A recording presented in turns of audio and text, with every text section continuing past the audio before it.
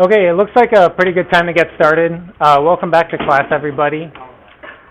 So before we get started, maybe let's just remind ourselves a little bit about what we talked about last time. So we spent the majority of class talking about just what class is going to be about, what kind of projects and exams we're going to have, how we're going to get to our learning objectives. And towards the end, we talked about Project 1. So in Project 1, you're supposed to find one or two partners, hopefully just one. That would be the optimal team size, is just teams of two.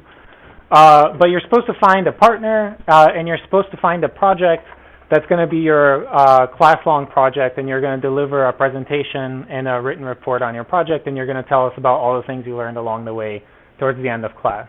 So I hope that you've all started thinking about that a little bit. Those are all due this Thursday. Also, if you've looked on Canvas, there's another sort of assignment due on Thursday. It's not really an assignment. I just would like you to tell me a little bit about yourself. I want to know a little bit about your backgrounds, about what you'd like to do after you graduate from school. And that basically helps me focus the class discussion on things that are going to be useful to the majority of you. And so please fill that out. And I can tell you a little bit about myself. So I can tell you a little bit about myself now. I did my PhD in theoretical computer science, and along the way, so I started with the most mathematical of computer science that you can think of, pseudo-randomness and extraction and complexity. But then over the years, I sort of got into more and more into real-world data. So I switched from computer science to operations research because I like to work with real-world data, and I like to work on problems that people actually cared to learn the answers about. And so I learned a lot more about optimization and modeling in operations research. I worked at D.E. Shaw, one of the major hedge funds in the world. At the time, it was the biggest hedge fund by market cap. I was a quantitative analyst. I did risk analysis over there. So one of the examples that you saw in the slideshow last time came from a D.E. Shaw kind of problem where you're supposed to identify companies that move together in the market. I worked at Amazon.com for a while. I tried to do my own startup, which was essentially a math consulting kind of startup. And I worked for a while in a university that was that's inside of Department of Defense.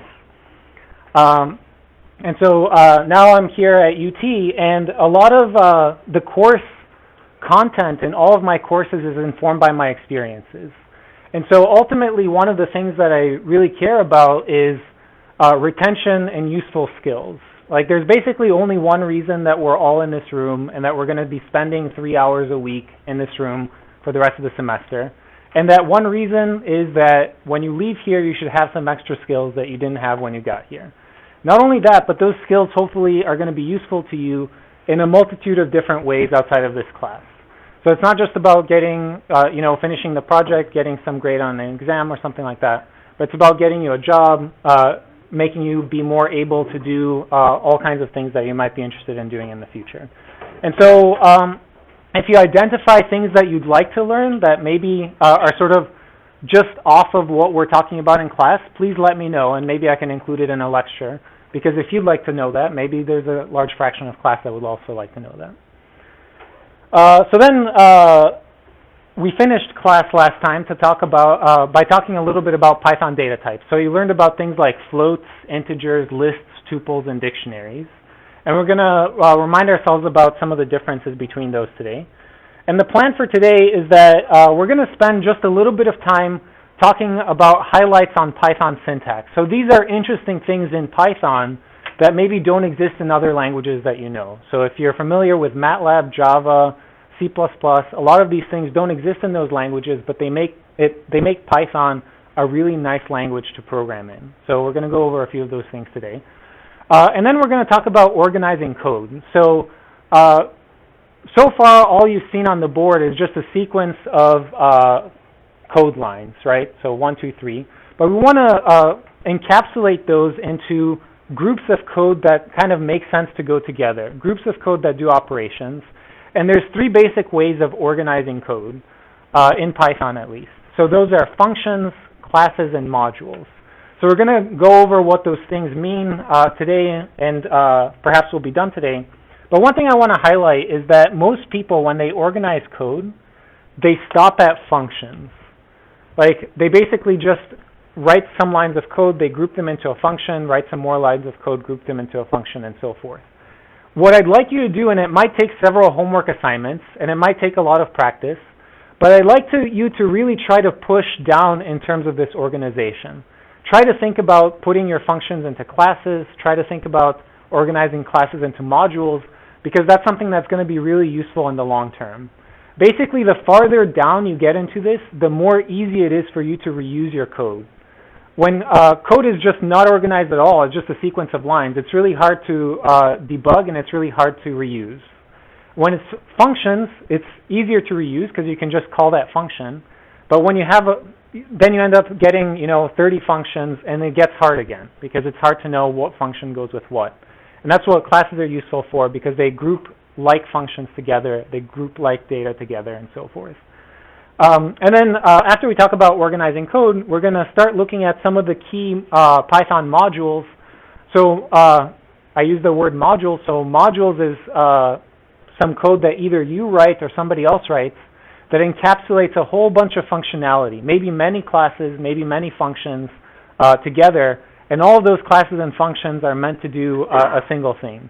So Scipy stands for Scientific Python, and it's the major module for doing things like matrix multiplications and various other operations, and we'll see some of those maybe later today. And if all goes well, if we're really fast, we might even get our first homework assignment at the end of the day today. Okay, so let's just jump right into where we were last time. So at the end of class last time, we were talking about dictionaries and how dictionaries associate keys with values. And there's one built-in data type that I only sometimes use. It's not really used that often, and that's the set data type. And a set you're all familiar with from math class. So could somebody maybe guess what the output is going to be here after I create a set from this list? So this is a list. So I create a set from it, and then I print it. What's the output going to be? Yeah, it's going to be 1, 2, 3. In particular, it's going to get rid of this double 3 because sets don't have repetition. And so that's sometimes a useful property that you might want to have. So let's see if that works. Yep, so it printed out 1, 2, 3. Okay. There's one more thing I'd like to quickly tell you about. So oftentimes people ask me about what's the difference between a tuple and a list. So if you recall, both a tuple and a list are a sequence of things, and they can have arbitrary data types in them. So in C or C++, all lists have to have the same data type, like only floats. But here I could put a float next to a string, next to an integer, or something like that. So let me show you. So let's just let's make a list here.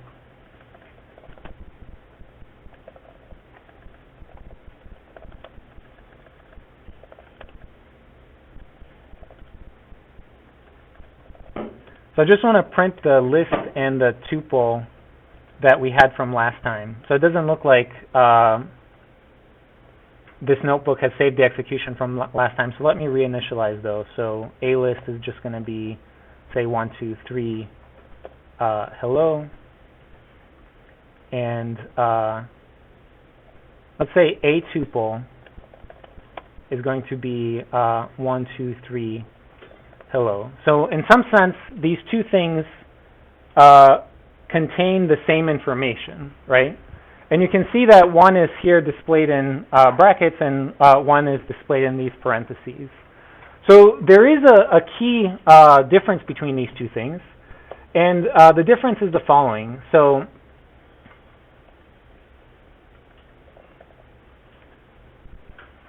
a tuple can be passed into what's called a hash function. So here's a tuple. I pass it into what's called a hash function, and out comes this big number. So this is often not used directly for you, but internally in Python it's really important. And particularly it's used very heavily in dictionaries. So that's how Python associates a key with a value in a dictionary. So in Python you can only have things be keys in dictionaries that are hashable, that you can pass through a hash function. So a tuple can be a key in a dictionary. On the other hand, if I try to do the same thing with a list,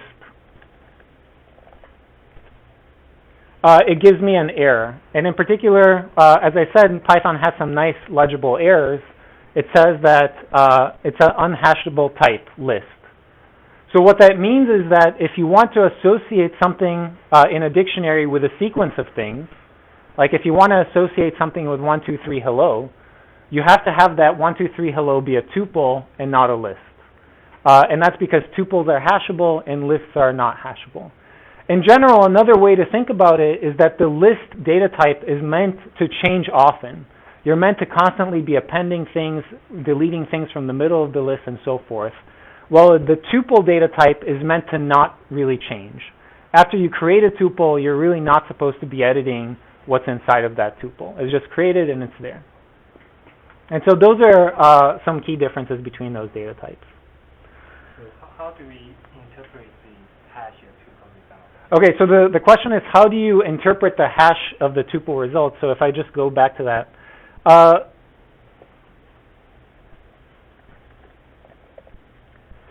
So the interpretation here is that this number is actually associated uniquely, I'm going to put that in quotes, but roughly uniquely with the content of that tuple. So if I have the same tuple somewhere else in my program and pass it through the hash function, I'm going to get the same number.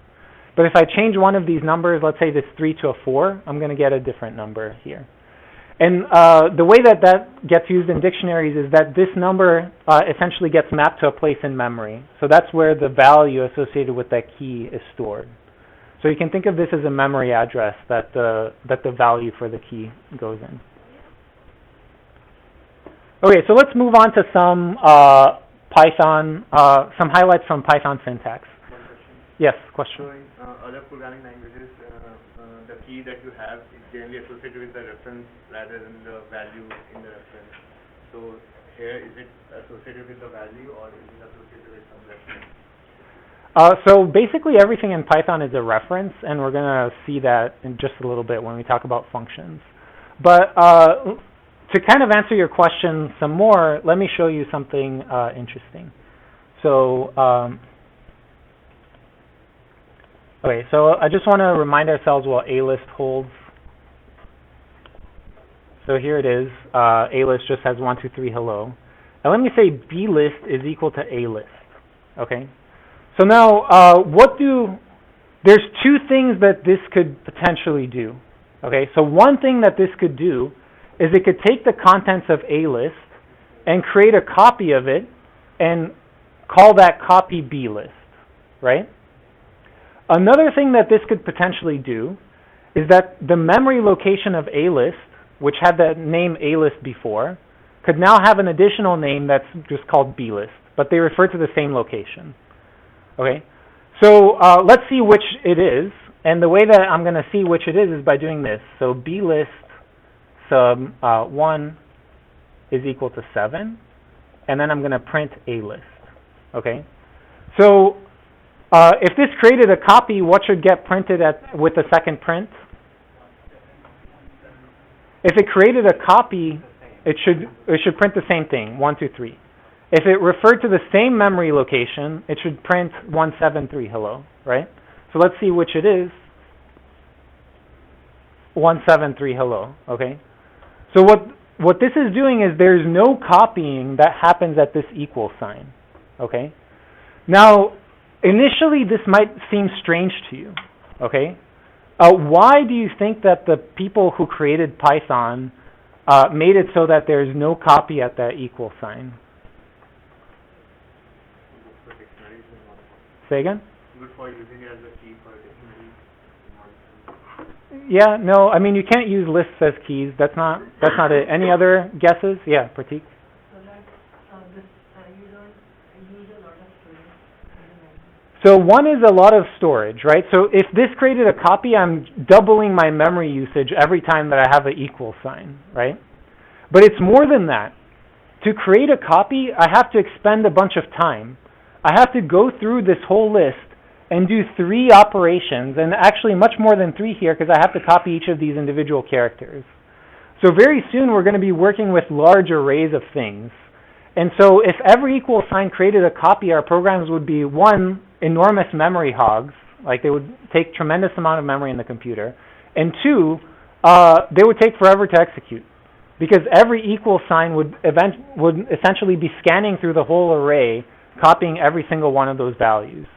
And so it's actually a very purposeful design feature that the equal sign doesn't create a copy. Instead, it references a particular spot in memory. Now, there are ways to say, give me a copy of this. Like, I don't want you to just refer to the same memory location. I want you to make a copy. And one of the ways that you could do it yourself, and maybe you can think about this as an exercise, is you could use a for loop and append to create your copy. So how would you do it? You'd iterate over a list, and you'd append to like something that starts empty, right? So then you'd be creating like your new list. There's also some built-in features. There's a copy module in Python, and let's see if sometimes some objects have a .copy, so this one doesn't. So lists don't.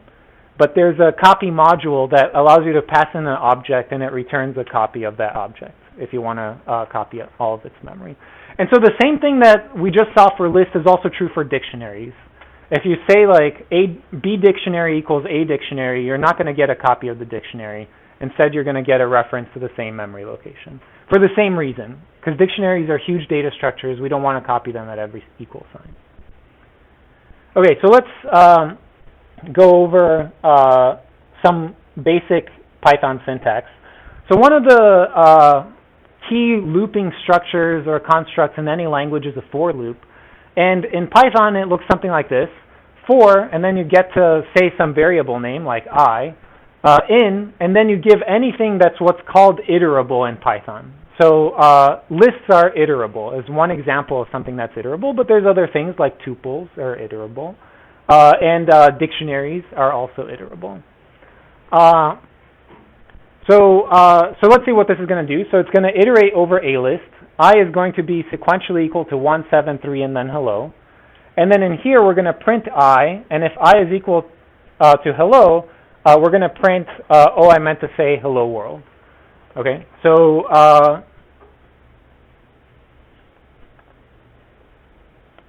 let's just execute this. And it does roughly, I think, what all of you would expect to do. So it prints 173 hello, and then after printing the hello, it hits this if statement, and that's true, so we're going to print the hello world. So maybe some interesting things about Python here is the colons instead of the curly brackets that you might be used to in other languages. In MATLAB, it's sort of a and for kind of a thing. Here, the only thing that tells you what's associated to within the if statement or within the for loop is indentation. Okay, so these are indented, and so they all go under the for loop. This is indented, and so it goes with the if statement.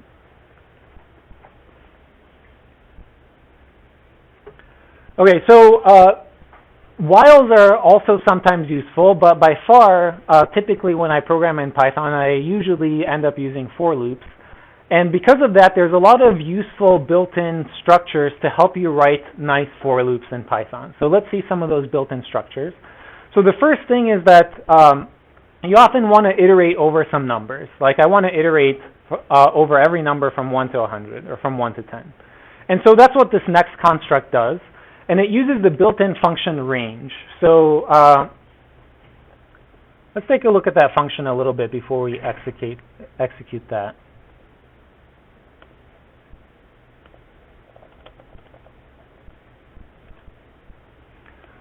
So range is just a built-in function. It's not inside of any module or anything like that. So if I call range 10, it's going to return to me the numbers 0 through 9. And so that's really useful if you want to like iterate through some array. And so here, for I in range 10, what I'm going to do is end up printing the numbers 0 through 9.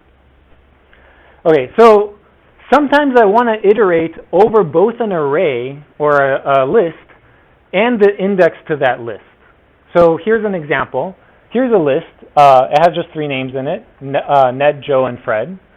And I want to, if I write my loop like this, if I write for element in Ned, Joe, Fred, element is going to be first Ned, then Joe, then Fred. But I'm going to have to maintain count that Ned is the 0th element, that Joe is the first element, and that Fred is the second, right? I want to do that in a nicer, faster way. And the way that we're going to do that is with the built-in function called enumerate. So let's see what that function does by just inserting a little cell here. So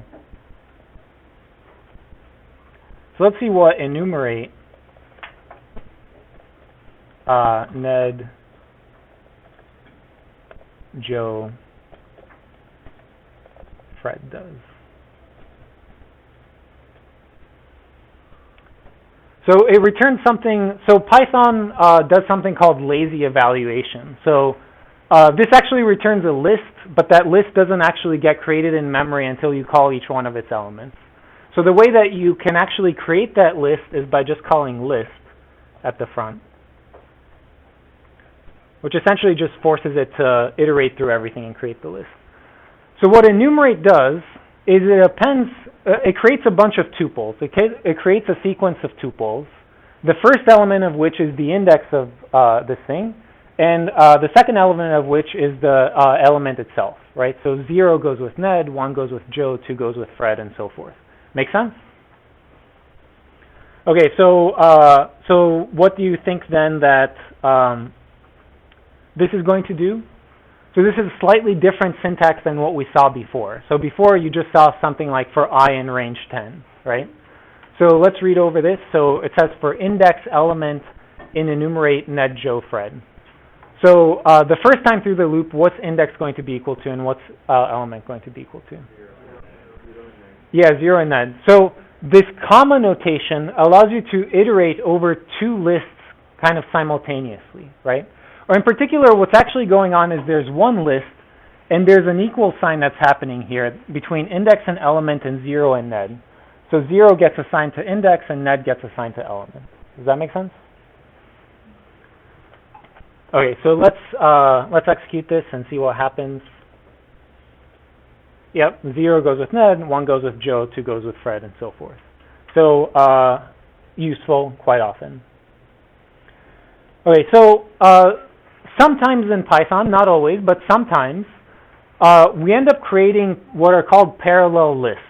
So there's one list of some kind of data type, and there's another list of some other kind of data type, but the elements on the first position go with the elements of the first position of the second. The elements in the second position go with the second position in the second. So here are two lists like that, Ned, Joe, and Fred, and I want to associate Ned with 1, Joe with 2, and Fred with 3. So what zip does is it takes these two elements and creates a list of tuples that combines the elements there. So the first tuple is going to be Ned 1, the second tuple is going to be Joe 2, and the third tuple is going to be Fred 3. So let's take a look at that.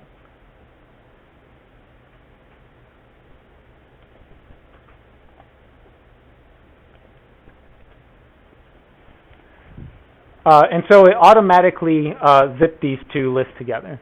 So one thing that you should notice is, for those of you that are familiar with MATLAB or C++ or whatever language you have, is you could do this in most languages, but it would require you to write some loops, right? You'd have to write some for loops. And Python is great at stopping you from writing loops. There's a lot of built-in things that make it much easier for you to execute your code without writing the for loops and while loops that you would otherwise write. So this is one of those things. It takes lists and merges them together. And you can do this with as many lists as you want. So here I did it with A list and B list, but let's add C list, and let's make it something else like 7.0, 8.8, 9.2.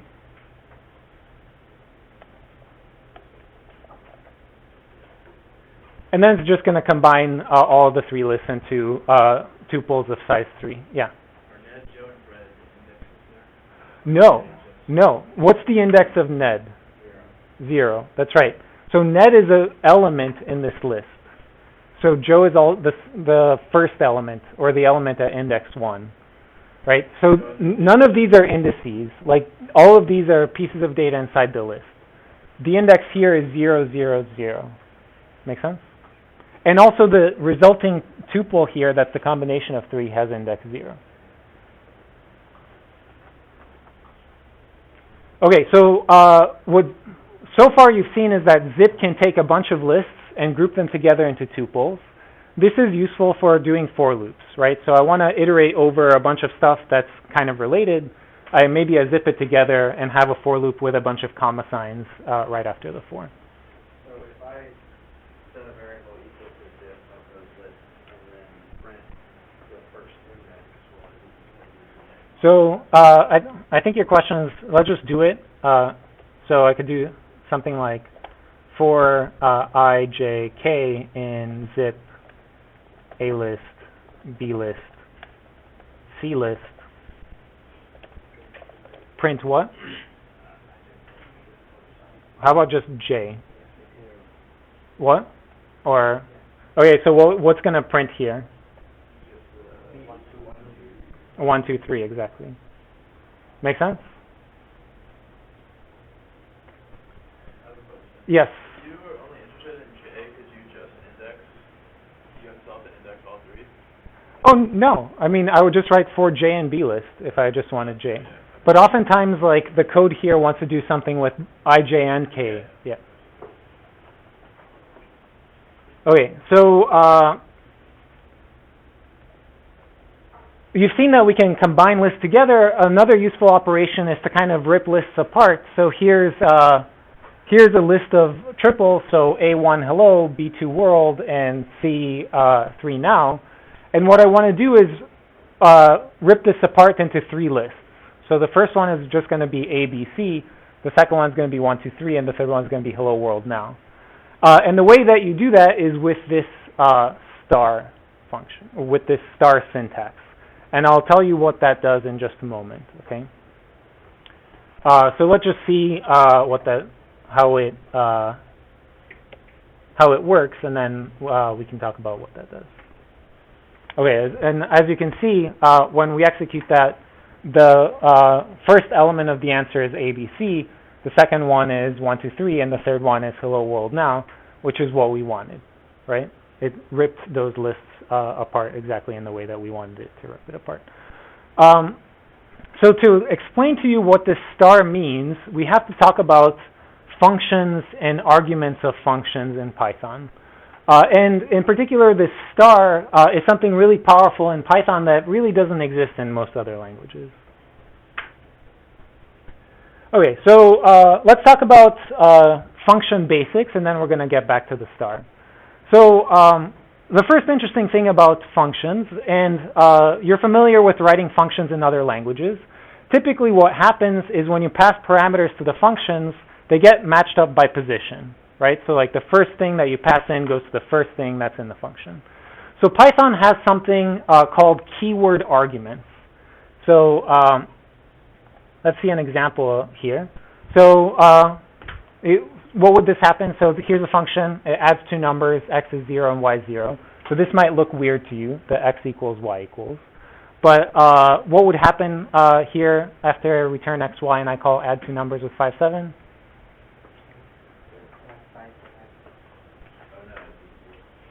It would be what? 12.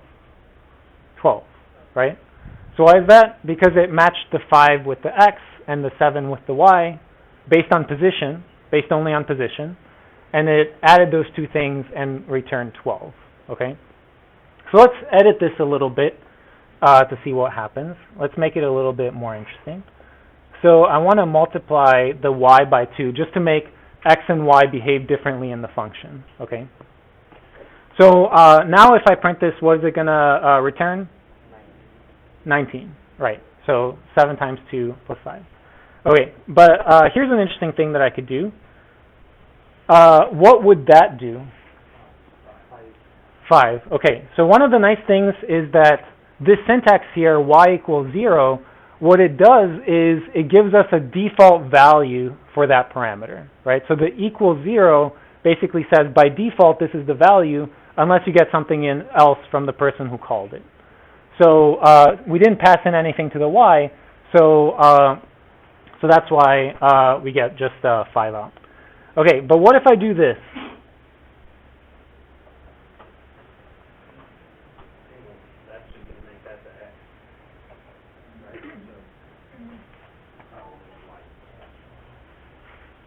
So any ideas what's going to get printed out?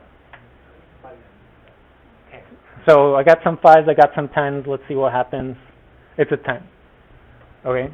So this is different than most of the languages that you've seen. Most of the languages just do the matching of the parameters between the call and the function definition by position, right? Here I said y is equal to 5, and Python matched it up by the name of the parameter, okay? So that's what's called keyword parameters, because y is a keyword. And Python basically uses dictionaries to do this matching, right? So it associates y with 5, and so 5 goes in here, and that's why we got the 10 output. So this is tremendously useful for creating defaults for your functions, because you can create a bunch of defaults and then go in and edit whichever one of the parameters you want through a call like this. In fact, I could do something like that, like this. Let's say y equals 5, x equals 2. Nothing wrong with that. So totally out of order compared to the function definition, but the correct matching because it actually specified exactly where each one of the values should go. Make sense? Yeah, question. Use a variable name which has not been used in the definition of the function. A variable name. Oh, you'll get an error. Right, okay. So let's try that. Well, No, well, but if you just change They X change X to to A or something, and didn't have a third one, you'll put an error. Yep. Yep. So two numbers got an unexpected keyword argument C. So again, really nice legible errors, right? It's telling you there's a keyword argument C, and it's referring to that. That doesn't actually exist in the function. Okay, I want to show you just one other interesting thing here. So let's print x and then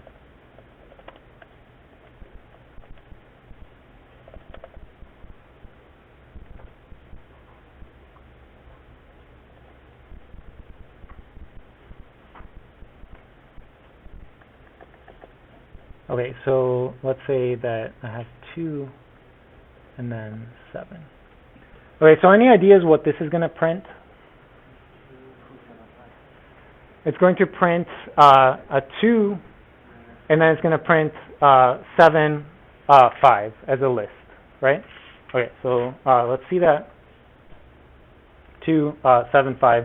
And then none because of this print, because this function didn't return anything, okay? And by default, the function, if it doesn't have a return statement, returns none. But what happens if I do this?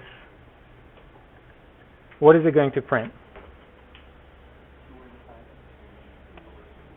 2 and 5. What if I execute it again? What if I execute it a second time? 2 and 5, 5, actually. And this might be just because of IPython notebooks that this does it differently. But the reason is that, remember that lists never get copied, right? So once you change this default value, or actually let me do it like this. So print two numbers, 2, and then let me call print add 2 numbers, 2. Okay, so once I create this default list, that piece in memory is never going to get recreated, okay? At the first append, I edited the default. It's no longer the empty list. Now it has a 5 in it. So the second time the function gets called, I am going to append the second 5 to the original 5 that I appended. Make sense? The X, Y in the function is executed. Say again? The X, Y in the function is That's right. These defaults don't get reevaluated every time you call the function. And that's especially important for lists because this empty list isn't going to get recreated. Okay, so let's go back to talking about the star, which is another interesting thing in Python. So what stars do is they allow you to both pass into a function many arguments and take in many arguments, right? So far when I defined x and y, I had to actually know exactly how many arguments I had. I had 2, there was x and y, right? But this function can take an arbitrary number of arguments. And that's what the star does here. It says, take as many arguments as you want and make them all into a list. So args is, at the end here, is going to be a list of things. And let's read what the code here does. So it starts with an answer equal to 0. It iterates over args, and it adds whatever the next element of args is to answer, and then prints the answer. And then here we called add many numbers with a bunch of numbers. And so what's going to get printed at the end is just the sum of those numbers, 55. Does that make sense? So now I can totally alter the number of arguments that I pass into the function. So I can call it with 3 arguments, 5 arguments, how many ever arguments I happen to want. Is that because you put that star in there? That's right. So the star specifically says, take all of the positional arguments. I don't know how many they are, how many ever they are. Take all of them and put them into a list. And that list is going to be called args. And I just made this up. I could have called this anything. I could have called it a list, right? So there's nothing special about args. What's special here is the star. By default, it creates a list, or? It creates a list because these are positional arguments. They don't have keywords in front of them. It doesn't say like Ned equals 4 or something like that.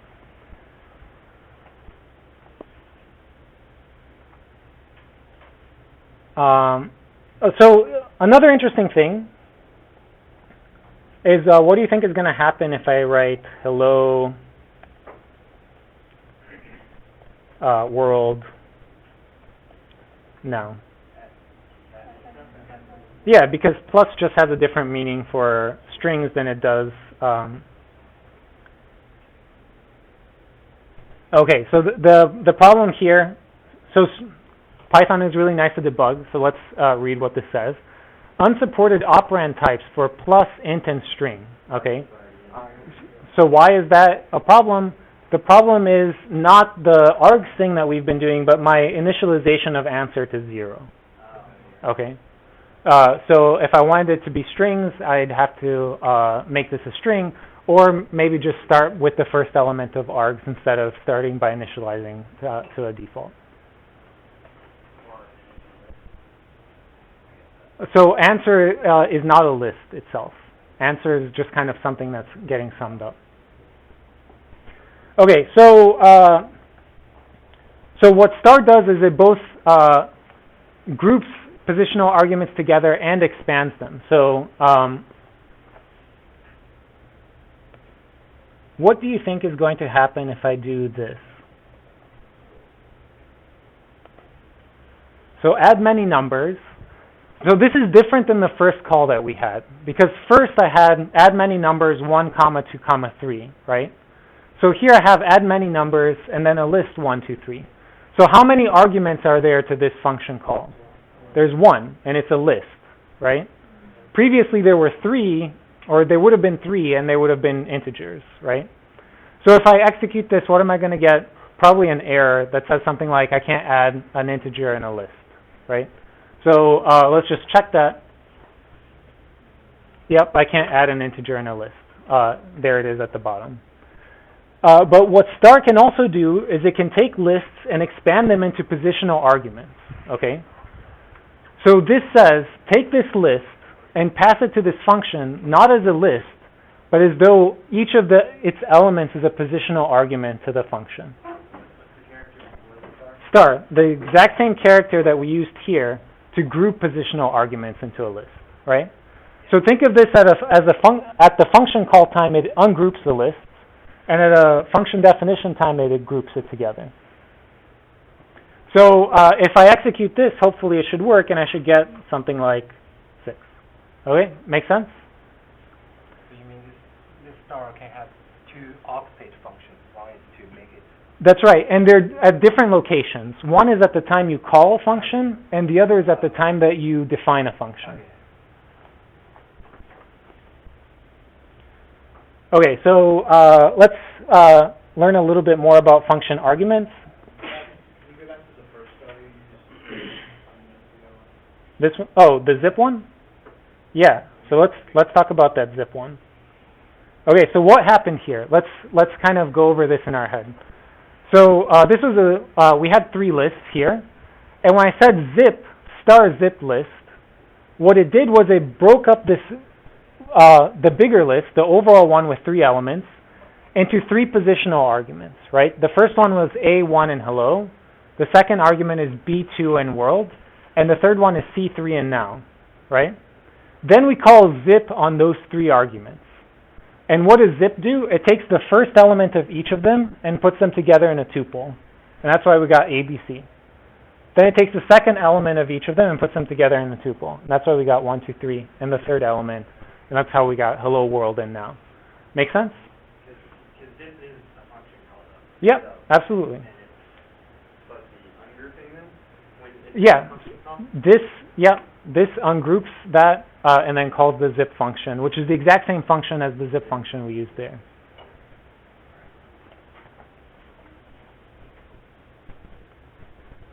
Okay, so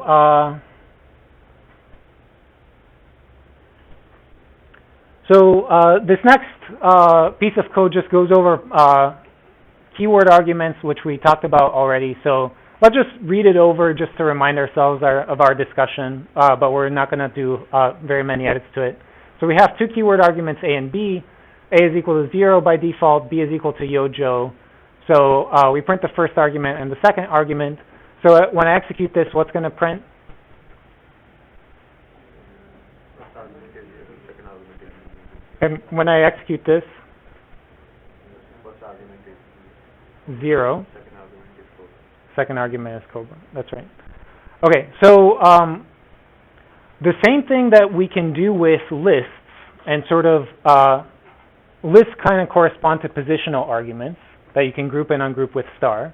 You can do the same thing with double star and dictionaries, okay, and keyword arguments. So let's read this function. So this function just says print keyword arguments. All it does is going to take all your keyword arguments and print them out. So it looks like star star keyword args. So again, this is, I could have put any name here that I want.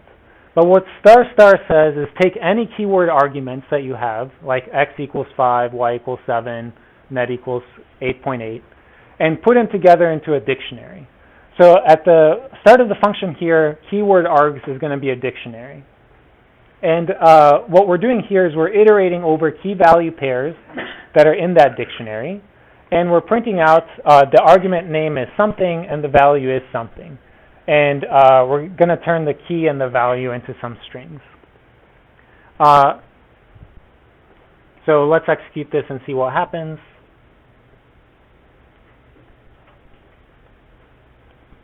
Okay, so the argument name is Cobra says, and the value is Cobra. The argument name is G.I. Joe says, Yo Joe, and the argument name He-Man says, the power of Grayskull. Okay. So why is it that I wrote these arguments with G.I. Joe says, Cobra says, and He-Man says, but they printed out in a totally different order? That's right. Dictionaries have no order. When I create a dictionary and I iterate over its key value pairs, I could be getting those in an arbitrary whatever order Python happens to store them in. And so there's no guarantee I'm going to get them out in the same order that I put them in or anything like that. But the nice thing here is that I can put in as many keyword arguments as I want, and all of them are going to go into this dictionary keyword args. Okay? And the same thing that was true for star, where putting it in the function definition groups things together into a list, and putting it in the function call ungroups it, is true for dictionaries and double star. So putting it in the function definition groups things into a dictionary, putting it in the function call ungroups it into keyword arguments. Okay? And maybe I can demonstrate that here. So this function print args has 2 keyword arguments A and B. I can create a dictionary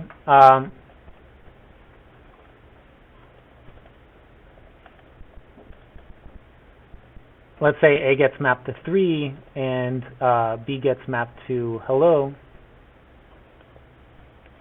Here I'm going to print the A dictionary, and then I'm going to call print args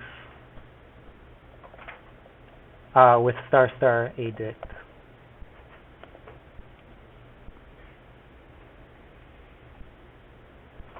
Oh, and it's because A and B here have to be strings.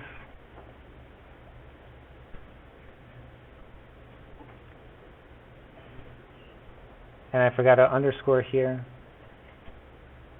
Oh, wait. So hopefully this makes sense. We had some keyword arguments, A and B. We created a dictionary that stored the values of those keyword arguments. A gets mapped to 3, B gets mapped to hello. And here we called the function by saying take this dictionary and ungroup it into keyword arguments. Okay? Questions? Really works exactly the same as the star, just with dictionaries instead of with lists. So earlier you defined keyword args with 2 stars, and then so it takes an input and turns it into a dictionary. And now you're reading in a dictionary and it's spitting out keyword arguments. Exactly. So it depends where the double star is. Right. On a function definition, it groups keywords arguments together into a dictionary. At a function call, it ungroups the dictionary into keyword arguments.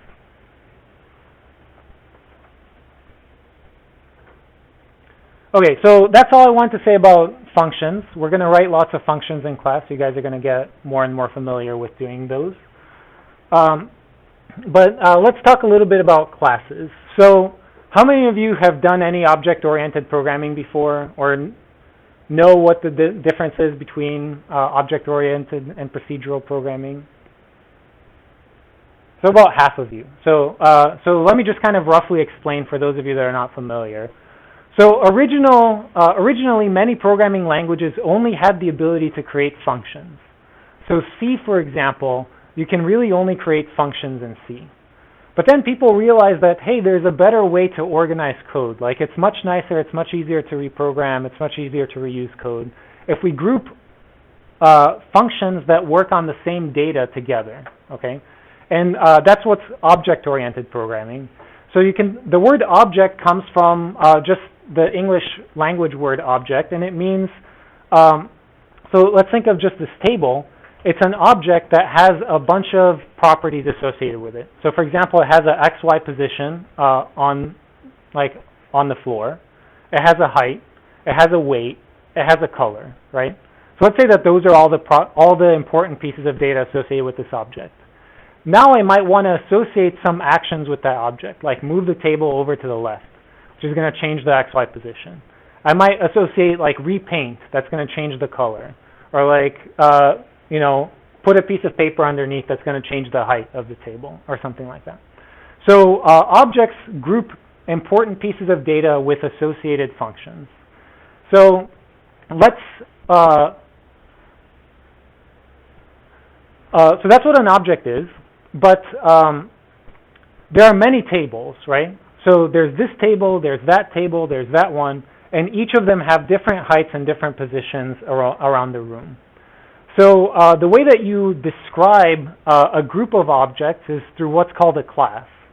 So a class basically describes all the important pieces of data and associated actions that you can take for that particular kind of object. So it's not a specific object, it's just a description of a group of objects, if that makes sense. Okay, so let's see how to define a class in Python. So here we're going to define a class that's called Mazda, and it's going to basically be some pieces of data associated with a car, okay? So the 3 pieces of data that we're going to have is a max speed, a color, and a current speed, and we're going to have some actions that operate on those particular pieces of data. So by saying class Mazda, and you can either put in this object or remove it, it doesn't make much practical difference. We're basically saying I'm about to describe what Mazda type objects have in them, both the data and the operations. The first important thing to define when you create a class like this is what's called a constructor. So those of you in C++ or Java knowledge might be very familiar with this. So this function gets called every time that a Mazda object gets created in your program, right? So we didn't have Mazda objects before. I'm going to create one, and the first thing that's going to happen is this going to get executed. So let's read over this. What does it do? It has some keyword arguments: max speed, color, and current speed. And when you're defining actions on a class, or they're called methods, or often in Python, is the first argument also always has to be something that people call self. So that's a reference to the object itself, right? So that's how a table can refer to itself as opposed to some other table. Okay, so these are some keyword arguments. They have some defaults. So by default, the max speed is going to be 100, the color is going to be red, and the current speed is going to be 0. This is some documentation. So it says create a Mazda object. And what we're doing here is we're taking these pieces of data and associating it with that particular object, okay? So we're saying for this Mazda, the max speed is going to be whatever this value is. For this Mazda, the color is going to be whatever that value is, and for this Mazda, the current speed is going to be whatever the current speed is, okay?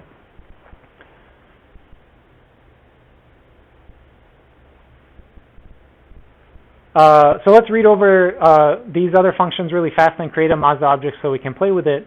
So the next one is go fast, and what it does is it just sets the current speed of this Mazda object to 60. Go max speed, it sets the current speed to be the max speed, and repaint, it sets the color to be whatever the new color is, okay? Okay, so let's create some Mazda objects and do something with them. So A is going to be Mazda, and B is going to be a fast Mazda whose max speed is going to be 160.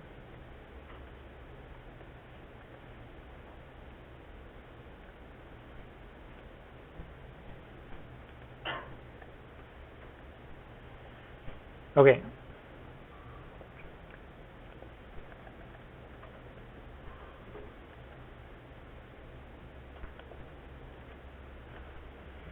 So A and B are now two different objects. So A has a copy of its speed, current speed, color, and B has a copy of its speed, current speed, and color. And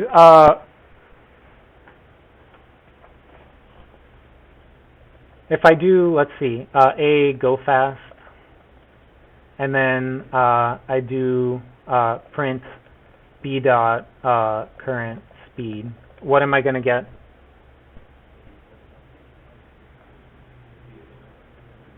0. Yeah, so why did I get 0? Because I made A go fast, right? So A's speed is 60, but B's speed is 0, right? A's max speed is 100 and B's max speed is 100, but that's kind of, or is 160, but that's kind of besides the point.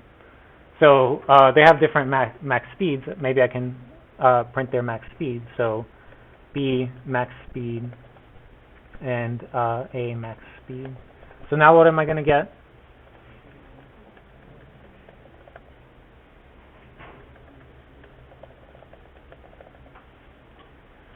Okay, and I think that makes sense. The main point here is that every time I create this Mazda object, I'm creating a duplicate of all the important pieces of data that go with a Mazda, right? So here I created 3 pieces of data that go with A. Here I created 3 pieces of data that go with B. And when I execute this function, it only acts on A's pieces of data, right? And B's pieces of data are just totally separate. So it's just a nice way of thinking about data and associated operations in this concept of objects. Okay, so it's possible to make take your classes and make more complicated classes out of them. So I don't want to like recopy all the code that I have for defining a Mazda class. I want to just change it a little bit. So here I created a new class called Turbo Mazda. This means that it behaves essentially exactly the same as a Mazda, except what I'm going to do is give it a different initialization function. So in this initialization function, it's going to take a whole bunch of arguments and a whole bunch of keyword arguments all grouped together. And it's going to pass whatever it got into the constructor for Mazda. and then it's going to set the max speed to be 120 instead of the 100 that was previously, okay? So Turbo Mazda a little bit different than Mazda, but allows you to reuse code. So the important thing here to notice is the concept of just building complexity, right? So we learned about functions, which are just several lines of code. Classes allow you to associate pieces of data with several functions that work on that code. And then this allows you to build on top of your existing classes to kind of create more and more complicated classes from simple ones that you created. Okay, and the last way of organizing code that I want to talk about, besides functions and classes, is modules. So module groups a bunch of functions, potentially some data and classes together, and it also creates a namespace. So what I mean by namespace is the following, and I can maybe show you with this example here.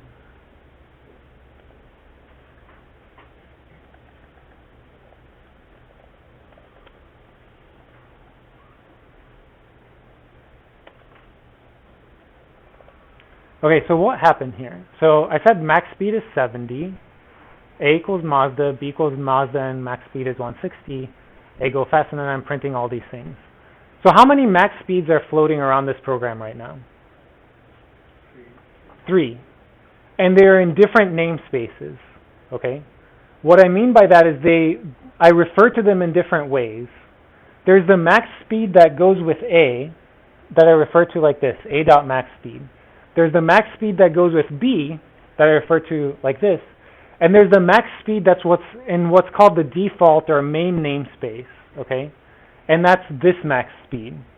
And so when I print it out, they're all going to have different values, like the 60, the 100, and the 70. Okay, that's the 60, the 100, and the 70. And so similarly, modules allow you to create namespaces so that you don't have clashing of names, right? So you program a piece of code, you create your class Mazda that you're really happy with and your code works with a lot. And then you pass your code to your friend. And now your friend wants to use your code, but he also has a class named Mazda, right? Somehow he wants to differentiate your Mazda from his Mazda class, right? So the way to do that is to just put them in different modules. So we will refer to one of them in a similar way, you know, like your code.mazda versus my code.mazda, okay? Just putting them in different namespaces. So modules group a bunch of functions together. There's lots of built-in modules that exist to help us get work done. So I want to show you just a few of those and the place to find out about them. So let's look up Python 2.7 documentation. And I mentioned this briefly towards the beginning of class or last time, which is the Python standard library. So if you click on that website, here you'll see a whole bunch of documentation for existing modules that are just built into Python. So let's take a look at one of them in particular, Itter Tools. Okay, and you can spend some time just reading over these yourself. I find it interesting. I learn a lot about useful things in Python. So Itter Tools is functions for creating iterators for efficient looping. Okay, so let's click on that. And then here you're going to get a whole bunch of documentation on what's the built-in functionality associated with that module. Okay, so I'm going to skip reading this. You can read it on your own later, but let's take a look at some of these examples. So cycle, it takes an argument P. So for example, if you do cycle ABCD, you're just going to get ABCD, ABCD, ABCD forever. Okay, or count, it's going to count from 10 on. Or repeat, and you pass in an element, it's just going to repeat that element. I guess how many ever times you want. So repeat 10 3 times is going to repeat that 10 3 times in a list. Okay? And so let's take a look at some potentially useful things about this module in specific. So what did I do here? So import Itter Tools. That says I'm going to start referencing all the stuff that's built into the Itter Tools module. Okay? So that's what this import keyword does. And now here I'm going to do Itter Tools dot combinations, and then the first argument is this list, and then the second argument is a 2. So there's 2 ways for you to figure out what this does. And oftentimes when I'm programming, I do a combination of these things. So one is to look online, look at examples. Another is to just run the code and play with it, like try different things until you kind of figure it out yourself. And there's a third, which is you can call the help function. But let's just run it, and what do you think that this is going to return?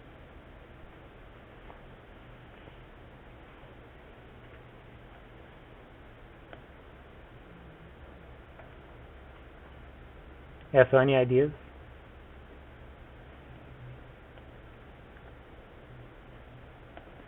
Well, let's run it and see. Okay, so all of you are probably familiar with the concept of combination. So I want to take every pair without repeating pairs, right? So the pair 2, 3 is the same as the pair 3, 2. So order doesn't matter in a combination, right? I want to iterate over all combinations of size 2 in this list, okay? So that's what this 2 means, says take all combinations of size 2 out of these elements. And what I got returned to me was a list of all the pairs of those combinations. So hopefully you can see that this is really powerful, right?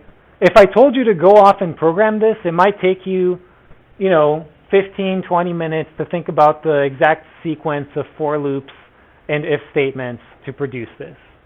But if you knew that this functionality is in there, it's one line and takes almost no time.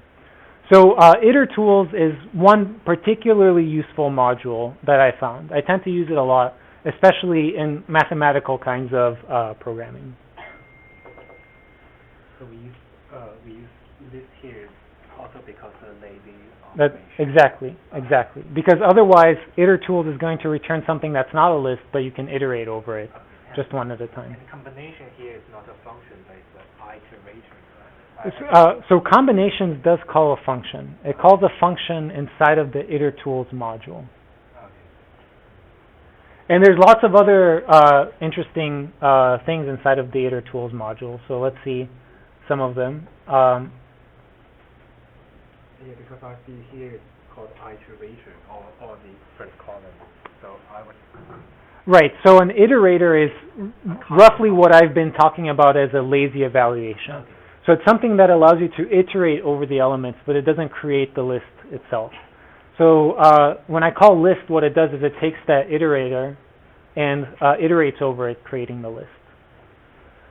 Okay, so another one that I use a lot is product, which allows me to take a cross product of a bunch of lists. Again, often really useful in mathematical kinds of programming.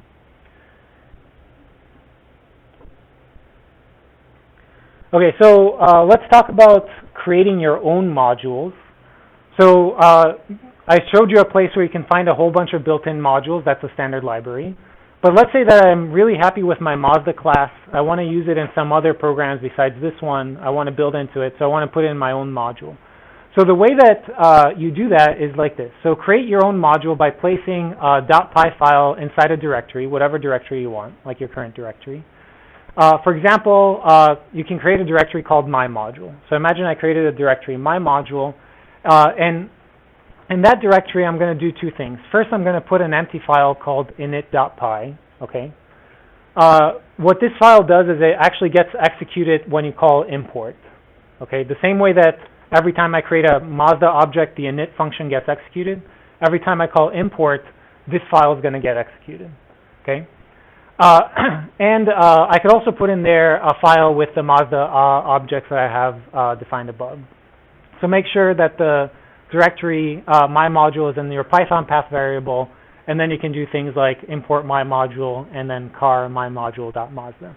So that put the Mazda class inside of the namespace my module, exactly the same way that combinations was inside of the namespace of Itter Tools. Make sense? Give this a shot when you're at home, and just to kind of show you what I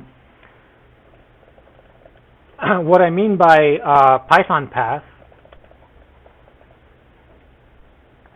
is when you call import, when I write import sys or import Itter Tools, there's a sequence of directories that Python looks over to see, hey, is there a module called this in this directory? Is there a module called this in this directory? And if it finds the module, then it's going to load that particular module. So that list of directories is, you can see what it is by importing the sys module and printing sys.path. So these are all the directories that Python is going to look for a module when I say import something, okay? And so you can add another directory in here if you've placed your module somewhere on your hard drive that's not the current directory.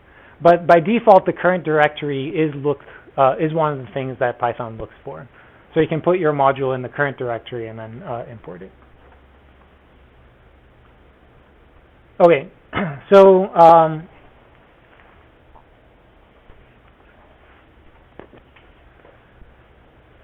so that basically completes most of the things I wanted to say about Python syntax, creating functions and modules and classes. And we're going to get a lot of practice in this over the course of the homework assignments. And the next thing that I want to do is I want to start talking about some of the important modules in Python. So let me just save this notebook.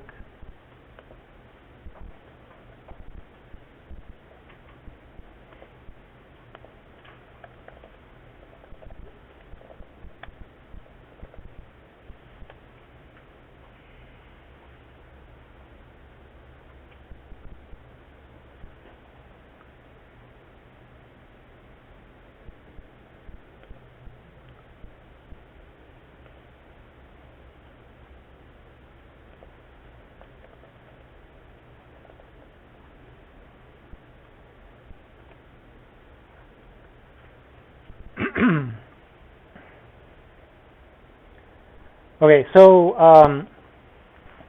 the two modules that we're going to talk about next are Scipy and Pylab, or Pylab also often is referred to as matplotlib. So Scipy is the main one for doing scientific computing, and Pylab or matplotlib is the main one for doing visualizations, so for creating both custom and nice built-in visualizations. Okay, so let's import these two modules.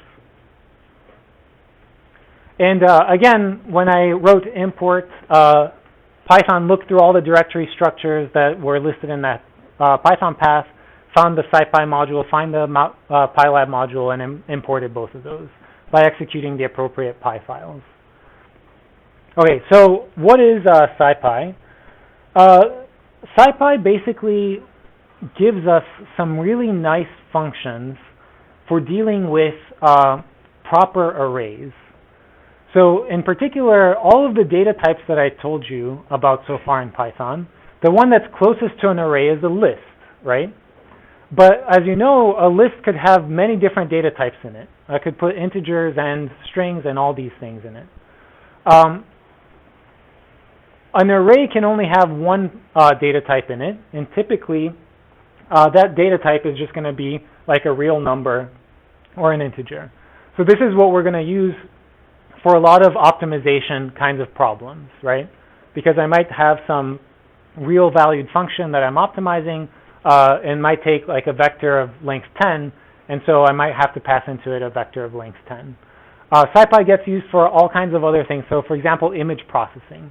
So if you think about an image, like let's say it's just black and white, each of the pixels has some value, let's say from 0 to 256, that describes how white or gray or black that particular pixel is. And so you can think of the entire image as just like a big matrix of integers. So let's see what some of these things do. So the first line, it says a zero array. We're going to say scipy.0, so create a zero array. And what I'm passing in here is the size of the array. So I'm going to say it's 3 by 3. So at the end, I should get a little matrix-looking thing that's 3 by 3. Here, there's ones that's 3 by 3. And this is an identity matrix where the diagonal is all ones and the off-diagonal is zeros. So let's print some of these things. So let's print a 0. And there it is, okay? So I created that 0 matrix just with that one line of Scipy code Similarly, I could print A1, and it's the all ones matrix, and then I could print AI, and it would give me that that identity matrix. Okay. Other things that are useful is you recall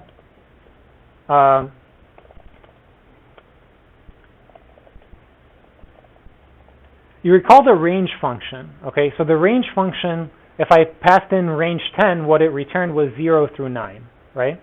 But that 0 through 9 from the range function is a list, which is an entirely different data type than an array.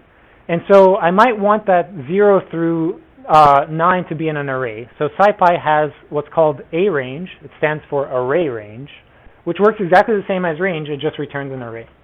So let's do that, and let's print count. Okay, so there it is. That's the array count.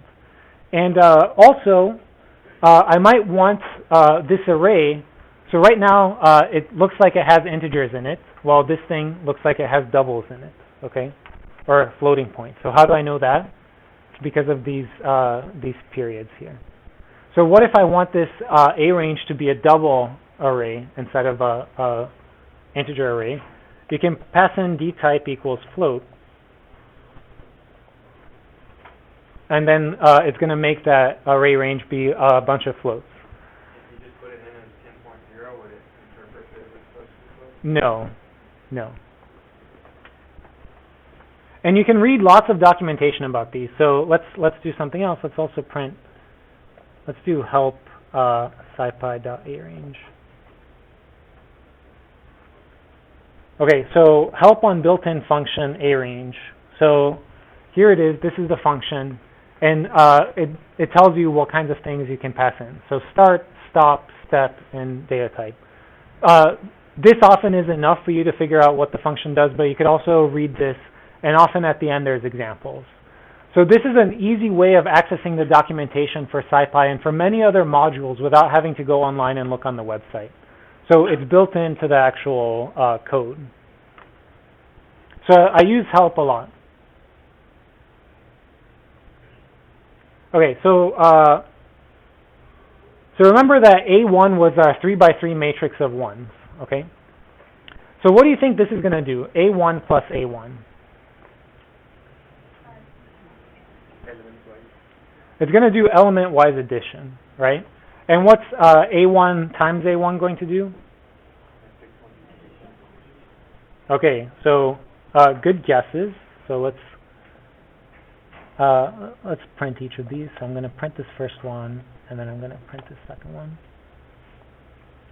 So when I added them, I got element-wise addition. So right here, okay, you guys should be extremely happy, okay?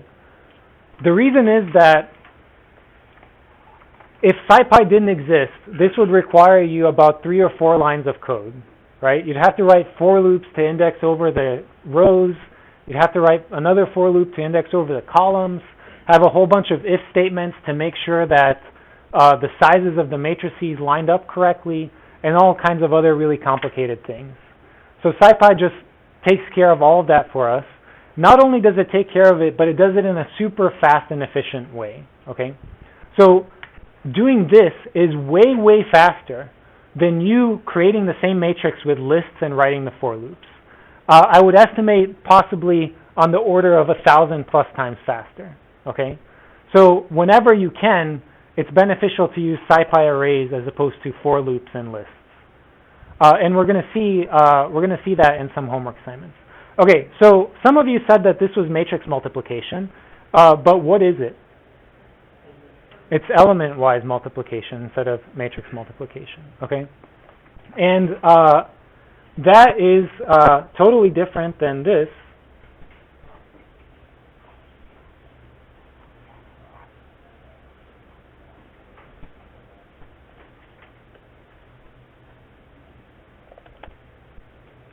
Which now is the matrix multiplication that you're familiar with, right? So I'm explicitly calling the dot function. Okay, so A1 is an object, right?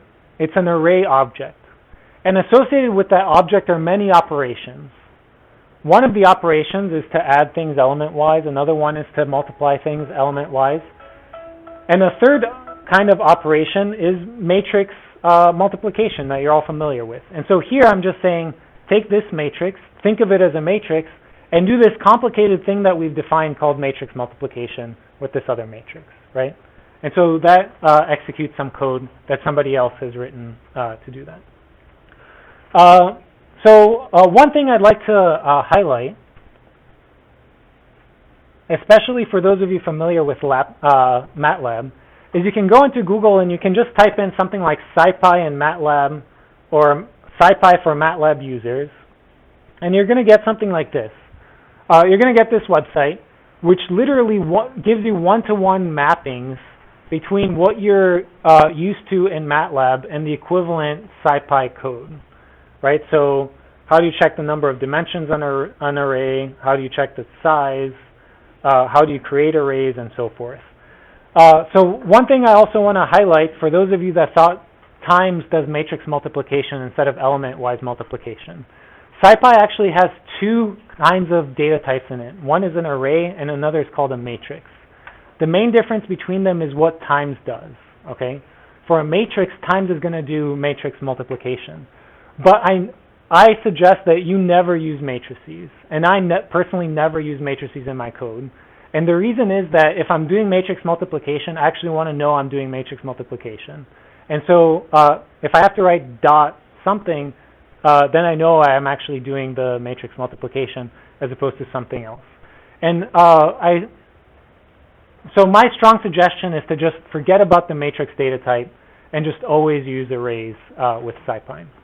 Okay, so we're about to end here, but I just want to say one thing, is I'm going to post the next homework assignment online. You guys have only maybe about 50% of the things that you need, or the related things in class that we're going to cover to finish that assignment. But I want to post it online to give you a chance to sort of try to solve it yourself. So we're going to keep talking about related things next class, but look over it, and it'll be due sometime next week. So thank you very much for listening, and I'll see you all on Thursday.